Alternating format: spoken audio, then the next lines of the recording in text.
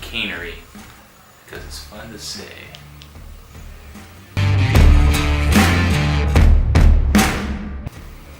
Moist, because it feels a little creepy to say.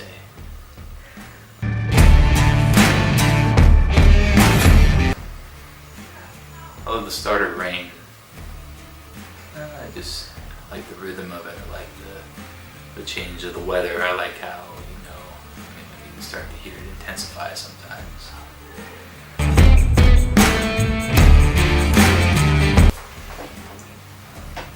Something that would let me travel.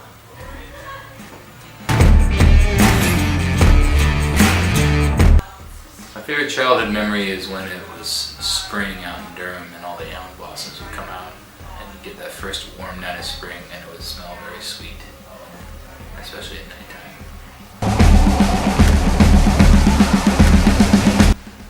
I've taught for 12 years now. I chose to teach for a couple reasons. I think one of the main deciding factors was talking to a former English teacher of mine and him talking about how he chose to teach because his dad was an airline pilot and he never saw him. And teaching is something that affords you that kind of quality of life aspect of always being on the same schedule as your kids. So it's really good if you want to have a family. You always have the same time off. It gives you a lot of quality time to spend with your family. That was something that was valuable to me because I knew I wanted to have a family.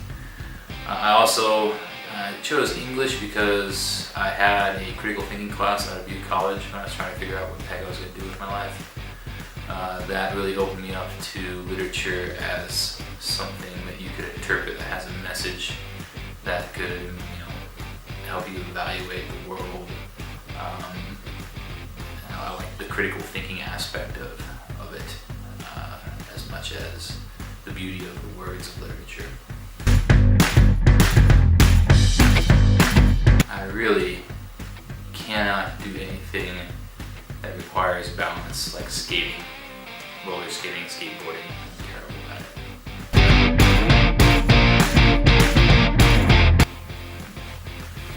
It's an interesting question. Most people will say flying or being invisible because they either want to be seen or they want to not be seen. But I would say I'd like to be able to control time, pause time, go back in time. I'd love to be able to be the fly on the wall and see history. I have to say at the moment, like a current TV show going on right now, it has to be Man in the High Castle on Amazon. It's a story about, it's like a what-if scenario if the Nazis had won World War II instead of America and the Allies. And it takes place in an occupied America. And what's interesting about it is it asks some really, some questions about moral ambiguity, like can somebody be both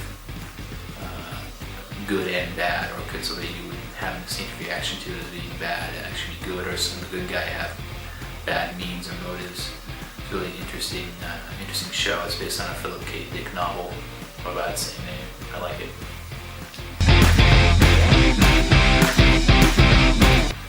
Remember for anything? Well, I hope I'd be remembered as a good teacher and a good parent. But I guess if you're talking about fame, I think I would love to. I'd love to be able to write something memorable someday, like a novel or something.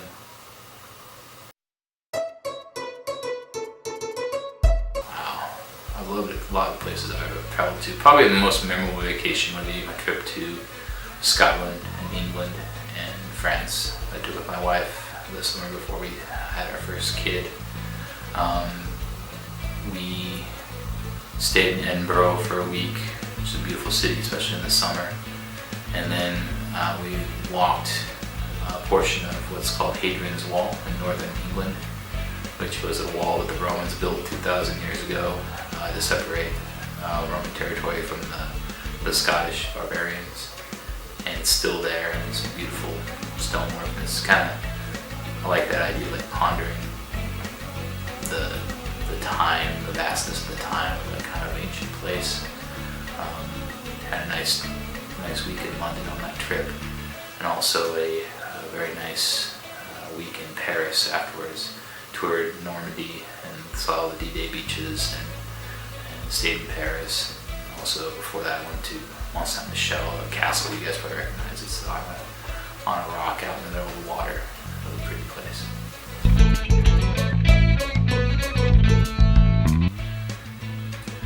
I would say, I'd still have to say Empire Strikes Back, because it's the most satisfying, or the most interesting turn for the characters. But I was fairly satisfied with Last Jedi. I think it's up there very high. I like the tough questions it asks about good versus evil, and about like the responsibility of greatness. I think it's a really good archetype. I've seen a lot in literature. I thought that was a collective turn. People like to talk about whether Luke wants to accept his greatness or hide from it, and ultimately chooses to help out. That was a good dilemma to set up for him. I liked it, whether other people thought it rough or not.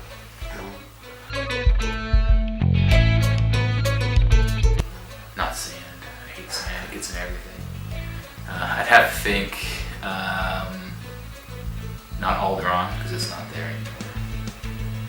So from what I've seen of all of the extended universe stuff, probably a planet called Lothal. It's kind of Earth-like, a little bit tundra with tundra-ish. They show it in the cartoon Rebels. It seems pretty chill, not too extreme. I don't know if I can hang with the jungle or Dagobah, or I definitely want to hang in Hoth. Nothing fun happening in Hoth.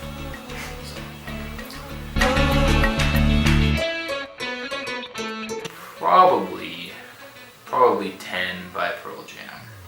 It was a great album. Like every song on there is really good. Like front to back, and listen to it over and over again. Really solid.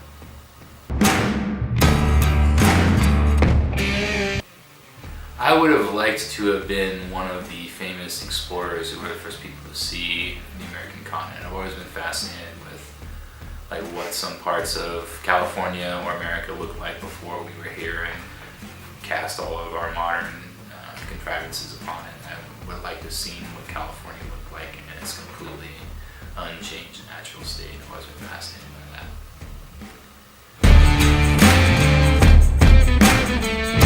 I was actually thinking about this the other night.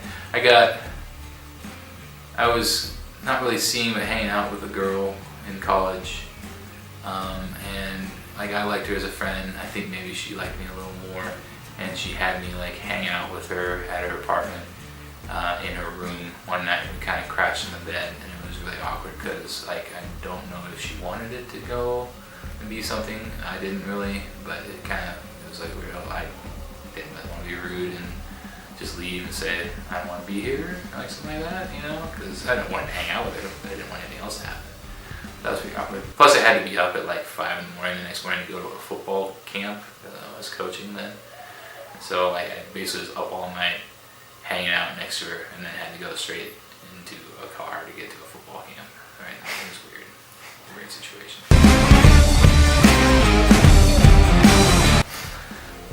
I think that if you truly look at the story of Star Wars, like balance is the key, and we've always, as fans perhaps, read balance as purely from a Jedi standpoint of like balance is stamping out the dark side, and that's part of what I liked about Last Jedi is it started to acknowledge balance as balance. And so I think if you can explore Kylo Ren as a character who is that darker, more emotional side of the Force versus Rey, who might be that more balanced, that more calm, stoic side of the Force, like not giving into their passions, as the Jedi always describe. I think that makes a nice dichotomy. That's good storytelling. I like that. I think I like the scene where they worked together was pretty awesome, but I liked that he didn't take the easy redemption turn to kind of go to the good side, the light side right there. I like that he turned it back on her to say, no, join me. I thought that fit. That made sense to me. I was really satisfied with that. I know Luke will be back as a Force Ghost. I think that's pretty much a given, so I didn't really take it as like, oh my god, he's gone. If you go back to the books that are now no longer canon, but the books that came out like in the 90s and 2000s, there is a story in one of those books that they've made canon again as a legend, not a true story, where Luke was powerful enough that he pulled a Star Destroyer down out of orbit. And I thought they were going to go there. I thought that Luke would have been cool to see. Like when he walked out there, I thought what he was going to do was start throwing AT-ATs around like wrecking ship. Even though he said, I thought about later in life, he was trying to counterpose what he said to Ray earlier. He was like, "What, you want me to face down an entire army just by myself, one with a laser sword?" And I forgot that line, and I realized, they're coming back to that and call back on that line. But I thought I would have loved to have seen that, like the traditional EU extended universe legend of Luke Skywalker and how powerful he is, start throwing stuff around. I'd say the one that's most memorable is that last year Sam Gibson was giving a presentation, and he, without even realizing it, accidentally he was doing one of those rhetorical device presentations, and he was doing an example, and I forget exactly what he said, I'd have to ask him, but he basically phrased it in a way of saying he wasn't getting some, and he didn't even realize what he said, and everybody else starts laughing at him. It's like, I don't know, that was pretty... You get those funny moments where it's not like any one intent. It's usually not the intentionally hilarious things. It's the kids being kids and being innocent and not realizing they're